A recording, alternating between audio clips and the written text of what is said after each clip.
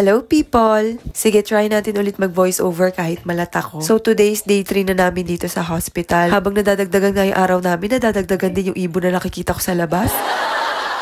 Ngayong araw nga, aga nagising ni Kuya, 6 AM pa lang, gising na siya. Parang halatang uwing-uwi na talaga siya. So, bali simula nga kahapon ng hapon is wala na siyang lagnat hanggang ngayon. Kaya malakas talaga ang feeling ko na papayagan na kami umuwi today. So, pagkagising, is pinapainom ko siya ng marami para ma-hydrate ulit yung lalamunan niya kasi galing sa pagkatulog. Tapos, chinek ko na agad yung temp niya kasi alam ko paparating na yung nurse para mag-rounds. At saktong-sakto nga dahil ilang saglit lang, dumating na nga talaga yung nurse.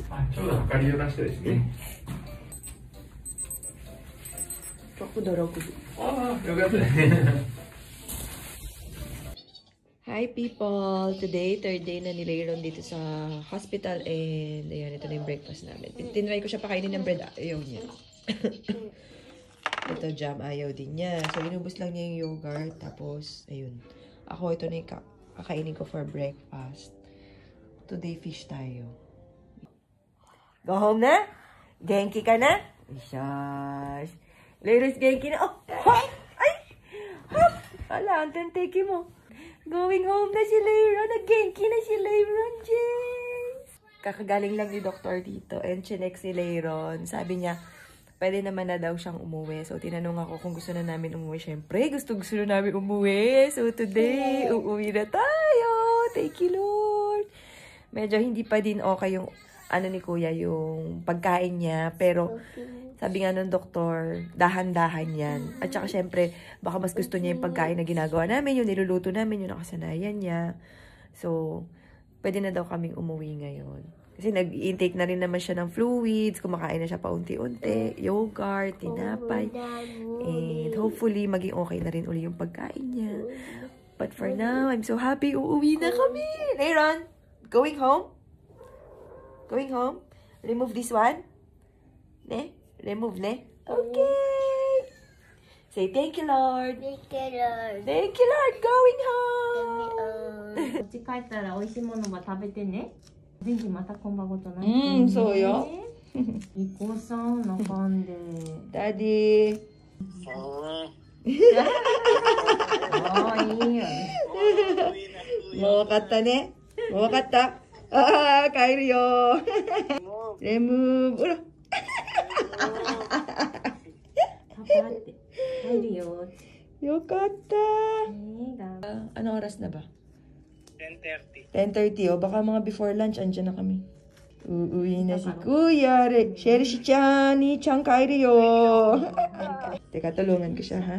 Baka biglang pumiglas to si Kuya. Itay niya. Yay! Wata. もう手は終わった終わった。終わったよ。No more Ivy! Yeah! Naghihintay na? Ay! Oh my God! Kiri-chan, mada dayo! Oh, gusto na kayong labasin, no? Choto, mate kudasai ne! Kairimasu yo! Come. Oh, slippers. Naghihintay na, excited na, oh. Excited lang yan, eh. Ayusin ko na yung mga gamit namin, Daddy. So, dali-dali ko na nga din inayos yung mga gamit namin para makauwi na kami kaagad. Si Kuya nga dyan, sa sobrang excited niya, buntot na buntot sa akin. Nakala niya, iiwanan ko siya. Are you happy? So happy? We are so happy. We are going home.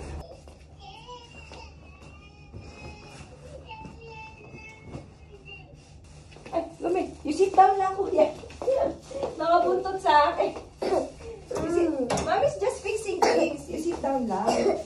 Mabuti na nga lang din talaga at pinayagan na kami makauwi. Kasi yung dala kong diaper kay Kuya, kulang na. Tapos hindi ko na-anticipate na kailangan mas marami palang pajama yung dinala ko. Dahil nga nakaswero si Kuya at tinatamad din siya magbanyo. Hindi siya sa akin nakakapagsabi pag gusto niyang umihi or dumumi. So ilang beses talagang tumatagos yung wiwi niya. Kasi hindi ko alam kung gawa ng gamot or nung virus. Kasi grabe din yung diarrhea ni Kuya. So ang ginagawa ko na lang is yung nadumihan niya, nilalaban ko agad dun sa may lababo. Tapos ang gamit ko na lang yung hand soap. Tapos binubuksan ko yung bintana. Tapos doon ko Hinuhunasan pa yung pajama ni kuya para tuyo agad kasi mainit sa labas. Dahil nga Saturday and Sunday, sarado yung convenience store nila sa loob ng hospital. And hindi naman din ako basta-basta makakalabas para makabili ng mga kakailanganin namin like sabon panlaba and diaper. Kaya for survival lang talaga yung ginawa ko. Iniisip ko na lang, hindi man kami sakaling ma-discharge ngayong araw. Bukas is Monday na, bukas na yung convenience store nila sa loob ng hospital. So mas madali ako makakabili ng mga kailangan namin. Sa totoo lang, hindi nga ako nakaligo sa buong stay namin dyan. Punas-punas lang ba? Tapos yung paghugas sa, alam nyo na, buti na lang talaga may mga bidet yung mga toilet dito. Dahil nga walang shower room yung room namin, hindi ako makadiskarte para makaligo sa labas. Dahil bilang masama nga ang pakiramdam ni kuya, napaka-clingy din niya. So sa mga oras nga na yan is nag-explain na lang sa akin yung nurse about dun sa babayaran and about sa discharge summary ni kuya. Tae Jongkun is outside! Yay! Oh my gosh!